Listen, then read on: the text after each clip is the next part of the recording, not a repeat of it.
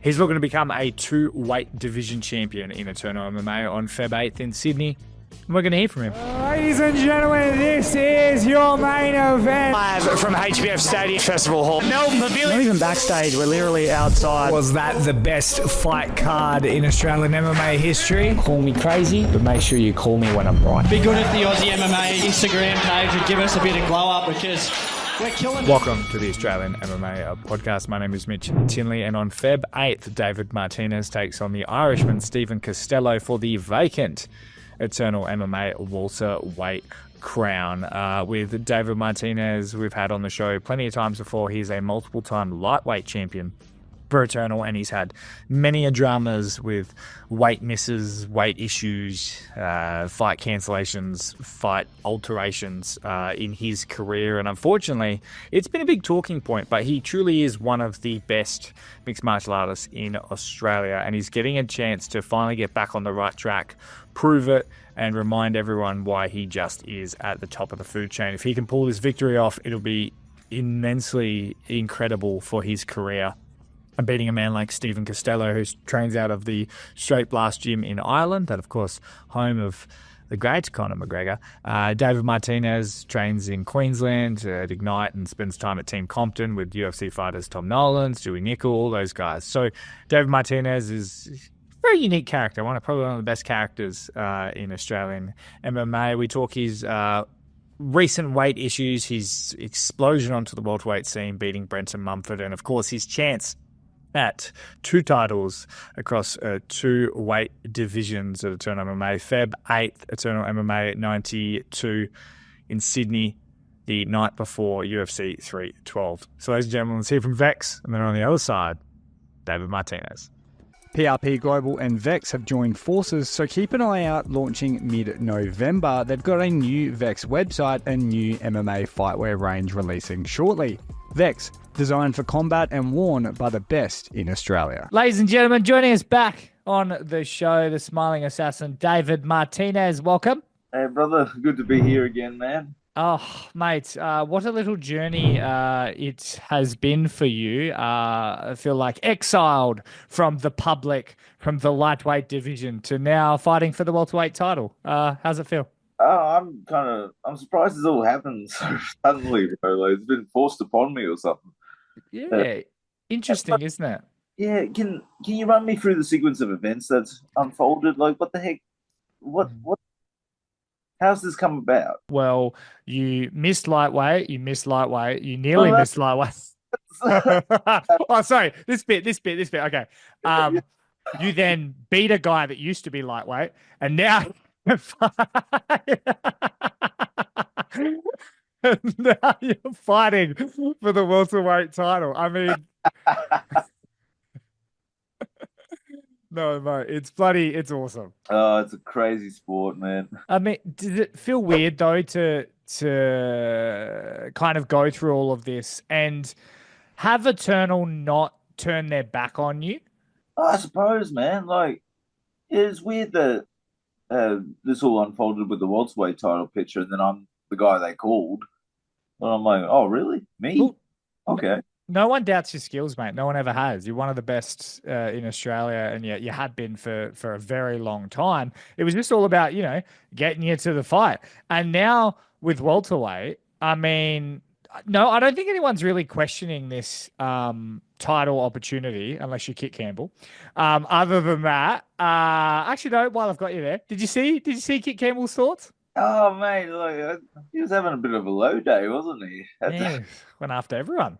Oh, bro, we're all on the hit list. Do you feel like a welterweight? Me, at the moment, I'll be honest, no. No, I don't quite feel like a welterweight just yet, but I'm building up to it, so... You going to stick around at welterweight? We'll see what happens, man, where it ultimately plays out, but if things go well, like, I'm kind of stuck at welterweight anyway. I mean, you could win the welterweight belt, you get the love of everyone, challenge for two belts at the same time. That's always a possibility as well, man. But again, I don't like looking too far beyond the next fight anyway. I mean, Costello's huge. Like, he's massive. He's a unit, bro. I mean, are you not concerned? No, not in the slightest, man. Like he does look big and freaking. But that being said, the fights of his that I've watched, yeah, the other guys are a bit smaller anyway. I mean, one of them probably doesn't even qualify for like amusement park rides. He was not a very tall fella. Which fight was that? I forget his name, but he was like 5 foot nothing, and like Costello's just throwing like hip height kicks, and they're basically head kicks. Well, what were your thoughts on Eternal giving him sort of like the interim belt? They sent it over to Ireland for him. Uh, I I don't really want to say, but like it's just not it's not good style. So handing out belts without a fight taking place. I understand the circumstances and everything, and they just wanted to do that, but it doesn't work that way, unfortunately. Talk to us about your sort of new life at welterweight. Do you get to enjoy more food, or like what's the deal? Are you still cutting weight? No, it is easier not have. At first, it's weird, man. It's kind of like, really? Like you tell me I don't have to diet that much. Are you enjoying it more than the lead up? In a way, yes, but I'm still sort of struggling with like now. It no longer feels like fight camp type thing. Oh, Like, really? Like not as draining. yeah, well, not as I suppose not as draining or that, but like there's this feeling of like, oh man, am I mentally going soft now? Like it seems too easy. Well, is that what it felt like in comparison to, say, your previous lightweight fight when you made it to the fight? So think back about 7 years ago. But when no, but when like that lead up, that week into the fight. I wasn't even a pro fighter. No, but like, what was it like? How enjoyable was it out of 10 in the lead up to a lightweight fight, and how enjoyable was it out of 10 lead up to welterweight? Yeah, man. Like, I don't think enjoyment's the right word for it because the training still is hard and like it's just really suck as the nature of fight camp goes. But I'll be honest, man. Like the first couple of weeks leading into the Montfort fight, I'm like, this doesn't even feel like a genuine fight camp just because it felt different. I'm like, is this how it's meant to be? Type thing. I was a bit unsure of myself. The last 2 weeks of it though felt the exact same as really? preparing for lightweight anyway. So I was like, okay. But that being said, the previous weeks leading up to that obviously were probably easier on the body. Did you have to cut much weight, or did you just go through training camp a bit heavier? Just went through training camp heavier. So still made it a hard cut. Just for fun. I wouldn't say hard at all, man. It was relatively easy. You mentioned like a new nutritionist and whatnot. How's that been? Is it like new cooking of food, or what's the go? Yeah, so I'm working with Christoph at Strive, and he's it's just handy having someone like to talk to and lines up everything for you and makes adjustments according to the metrics. Yeah, it's handy having that type of thing. Yeah. Sometimes people like I don't know, they're a bit slow on my part on like my training's being swapped around type thing. Yeah, but don't really alter the nutrition as a result because I can't really get a hold of him in time. Yeah. And that's more my thing because I'm like, some of my training sessions have to get shuffled around pretty quickly. I don't have a solid structure just because I'm bouncing around place to place, depending on who's available and who isn't. That's cool. So it's just like a learning sort of curve. Yeah. But it's been a good experience with him, and I'm keen to continue working with him for foreseeable future. You seem to still be working a lot with Team Compton as well as Ignite. Have you been upping the Team Compton training? I saw you getting whooped by Don Marfan on Instagram.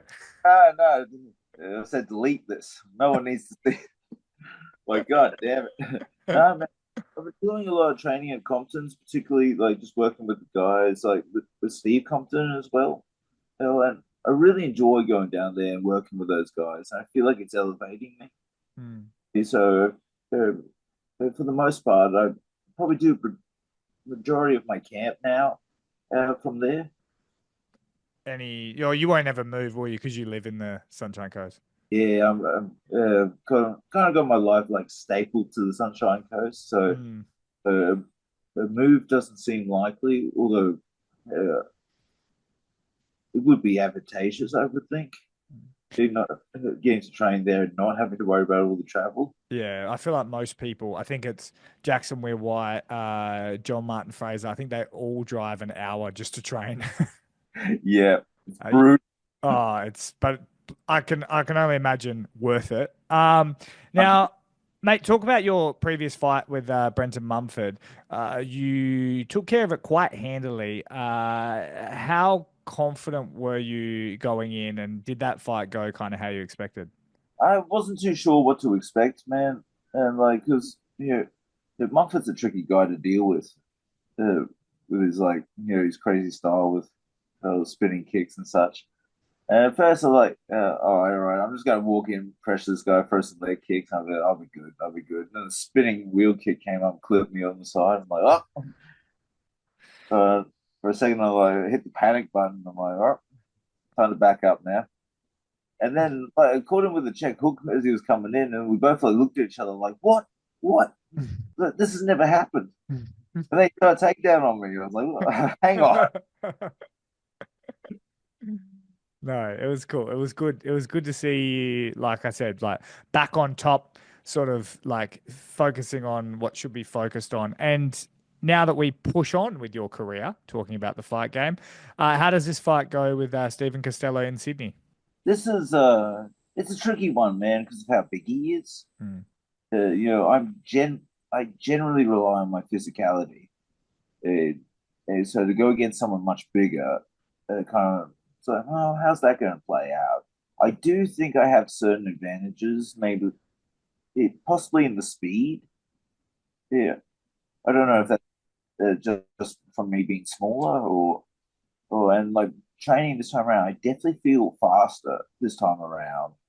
Um, like preparing for this fight than I did for the previous welterweight fight. So I think that might show up on fight day too. Will it be same old David Martinez style? It's hard to escape from that, man. It's almost etched in stone at this point.